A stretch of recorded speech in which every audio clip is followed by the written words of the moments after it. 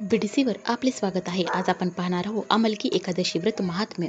ओम नमो भगवते वासुदेवाय नमः. युधिष्ठिर भगवान श्रीकृष्णाला म्हणाले, श्रीकृष्ण, मला फाल्गुन महिन्याच्या शुक्ल पक्षातील एकादशीचे नाव आणि महात्म्य सांगण्याची कृपा करावी. भगवान श्रीकृष्ण म्हणाले, श्रेष्ठ धर्मनंदन, फाल्गुन महिन्याच्या शुक्ल पक्षातील एकादशीचे नाव आमलकी आहे. हिचे पवित्र व्रत विष्णू लोकाची प्राप्ती करविणार आहे. मांधाता राजानेही महात्मा वशिष्ठ मुनींना अशाच प्रकारचा प्रश्न विचारला होता, की ज्याच्या उत्तरादाखल वशिष्ठ मुनी म्हणाले होते, महाभाग, भगवान विष्णूने थुंकल्यावर त्यांच्या मुखातून चंद्रासमान कांतिमान एक बिंदू प्रगट होऊन पृथ्वीवर पडला. त्यापासून अमलक, आवळ्याचा महान वृक्ष उत्पन्न झाला, जो सर्व वृक्षांचा आदिभूत मानला जातो.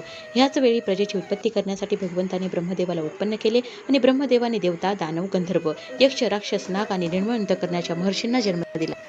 त्यांच्यातून देवता आणि ऋषी त्या ठिकाणी आले, जेथे विष्णुप्रिया आवळ्याचा वृक्ष होता. महाभाग, त्यांना पाहून देवतांना खूप आश्चर्य वाटले, कारण त्या वृक्षाबाबत त्यांना काहीही माहिती नव्हती. त्यांना अशा प्रकारे आश्चर्यचकित पाहून आकाशवाणी झाली, महर्षींनो, हा सर्वश्रेष्ठ आमलकाचा वृक्ष आहे, जो विष्णूंना प्रिय आहे. याच्या केवळ स्मरणाने गोदानाचे फळ मिळते. स्पर्श केल्याने यापेक्षा दुप्पट आणि फळ सेवन केल्यास तिप्पट पुण्य मिळते. हा सर्व पापांचे हरण करणारा वैष्णव वृक्ष आहे. याच्या मुळाशी विष्णू, त्याच्यावर ब्रह्मदेव, खांद्यात परमेश्वर भगवान रुद्र, शाखांमध्ये मुनी, डहाळीत देवता, पानांमध्ये वसू, फुलांमध्ये मरुद्गण व फळांमध्ये सर्व प्रजापती वास करतात. आमलक सर्व देवमय आहे, म्हणून विष्णुभक्त पुरुषांसाठी हा परमपूज्य आहे. यासाठी नेहमीच प्रयत्नपूर्वक आवळ्याचे सेवन केले पाहिजे. ऋषी म्हणाले, आपण कोण आहात? देवता आहात की आणखी कोणी? आम्हाला योग्य ते सांगा. पुन्हा आकाशवाणी झाली, जे संपूर्ण भूतांचे कर्ता आणि समस्त भुवनांचे स्रष्टा आहेत, ज्यांना विद्वान पुरुषही महत्प्रयासाने पाहू शकतात, तोच सनातन विष्णू मी आहे. देवादिदेव भगवान विष्णूंचे हे बोल ऐकून ते ऋषीगण भगवंताची स्तुती करू लागले. यामुळे भगवान श्रीहरी संतुष्ट झाले व म्हणाले, महर्षींनो, तुम्हाला कोणते अभिष्ट वरदान देऊ? ऋषी म्हणाले, भगवान, जर आपण संतुष्ट असाल तर आम्हा लोकांच्या हितासाठी एखादे असे व्रत सांगावे, जे स्वर्ग व मोक्षरूपी फळ प्रदान करणारे असेल.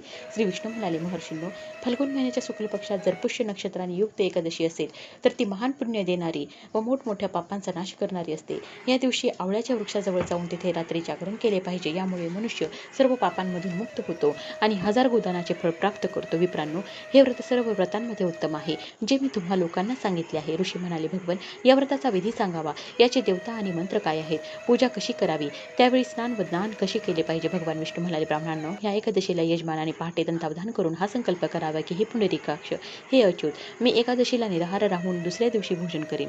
आपण मला शरण घ्या. असा नियम केल्यानंतर पापी, चोर, पाखंडी, दुराचारी, गुरुपत्नीगामी व मर्यादा भंग करणाऱ्या लोकांशी त्याने बोलू नये. आपल्या मनात ताब्यात ठेवून नदीत, तलावात, विहिरीवर किंवा घरातच स्नान करावे. स्नानापूर्वी शरीराला माती लावावी. माती लावण्याचा मंत्र: अश्वक्रांते, रथक्रांते, विष्णुक्रांते, वसुंधरे, वृत्तिके हरपणे पापम जन्मकोट्या समर्जितम. वसुंधरे, तुझ्या अंगावर घोडे आणि रथ चालत असतात. तसेच वामन अवताराच्या वेळी भगवान विष्णूने देखील तुला आपल्या पायाने मोजले होते. मृत्तिके, मी करोडो जन्मांमध्ये जी पापे केली आहेत, माझ्या त्या सर्व पापांचा नाश कर. स्नानाचा मंत्र: तम माता सर्वभूतानां जीवनम ततु रक्षकम, स्वेद ज्योत बीज जातीनं रसानां पतये नमः.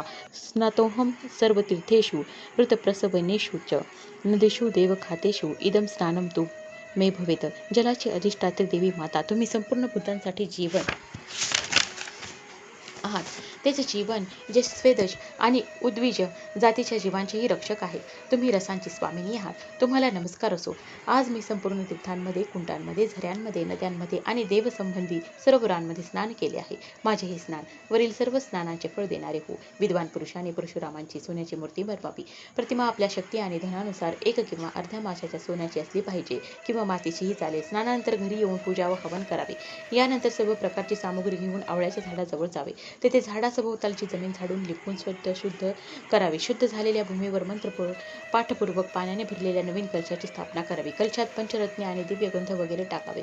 पांढऱ्या चंदनाचा लेप करावा. त्याच्या गळ्यात फुलांचा हार घालावा. सर्व प्रकारच्या धूपांचा सुगंध पसरवावा. रांगेत दिवे सजवून ठेवावे.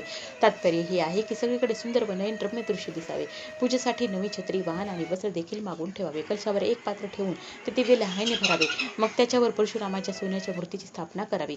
विशोकाय नमः म्हणून त्यांच्या चरणांची, विश्वरूपिणे नमःने दोन्ही गुडघ्यांची, उग्राय नमःने जांघांची, दामोदराय नमःने कटिभागाची, पद्मनाभाय नमःने पोटाची, श्रीवत्सधारिणे नमः छातीची, चक्रिणे नमःने डाव्या हाताची, गदिने नमःने उजव्या हाताची, वैकुंठाय नमःने कंठाची, यज्ञमुखाय नमःने मुखाची, विशोकनिधे नमःने नाकाची, वासुदेवाय नमःने डोळ्यांची, वामनाय नमःने लाडाची, सर्वात्मने नमःने संपूर्ण शरीर व मस्तकाची पूजा करावी. हेच पूजेचे मंत्र आहेत. त्यानंतर भक्तियुक्त चित्ताने शुद्ध फळाद्वारे देवादिदेव परशुरामांना अर्घ्य द्यावे. अर्घ्याचा मंत्र अशा प्रकार आहे: नमस्ते देवदेवेश जामदग्न्य नमस्तुते. गृहाणार्घ्यमी मम दत्तमामल्लक्यान युतम हरे देवदेवेश्वर जमदग्नीनंदन श्री विष्णू स्वरूप परशुरामजी आपणास नमस्कार असो. आवळ्याच्या फळाबरोबर दिलेले माझे हे अर्घ आपण स्वीकार करावे. त्यानंतर भक्तियुक्त चित्ताने जागरण करावे. नृत्य, संगीत, वाद्य, धार्मिक उपाख्यान आणि श्री विष्णू संबंधी कथावार्ता इत्यादीद्वारे ती रात्र घालवावी. त्यानंतर भगवान विष्णूचे नामस्मरण करत करत आवळ्याच्या वृक्षाला 108 किंवा 28 प्रदक्षिणा घालाव्यात. मग सकाळी श्रीहरीची आरती करावी. ब्राह्मणांची पूजा करून तेथील सर्व सामग्री त्याला अर्पण करावी. परशुरामांचा कलश, 2 वस्त्र, वाहन इत्यादी सर्व वस्तू दान कराव्या आणि ही भावना करावी की परशुरामांच्या स्वरूपात भगवान विष्णू माझ्यावर प्रसन्न व्हावे. त्यानंतर अमलकाला स्पर्श करून त्याला प्रदक्षिणा घालावी आणि स्नान केल्यानंतर विधीपूर्वक ब्राह्मणांना भोजन घालावे.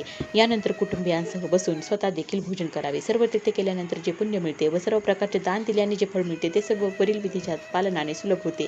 सर्व यज्ञांपेक्षाही जास्त फळ मिळते. यात किंचितही संशय नाही. हे व्रत सर्व व्रतांमध्ये उत्तम आहे.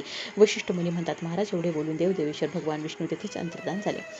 त्यानंतर त्या सर्व महर्षींनी वरील व्रताचे पूर्णपणे पालन केले. नृपश्रेष्ठ, अशा प्रकारे तुम्ही देखील या व्रताचे अनुष्ठान केले पाहिजे. भगवान श्रीकृष्ण म्हणतात, युधिष्ठिर, हे दुर्लभ व्रत मनुष्याला सर्व पापांमधून मुक्त करणारे आहे. ओम नमो भगवते वासुदेवाय नमः.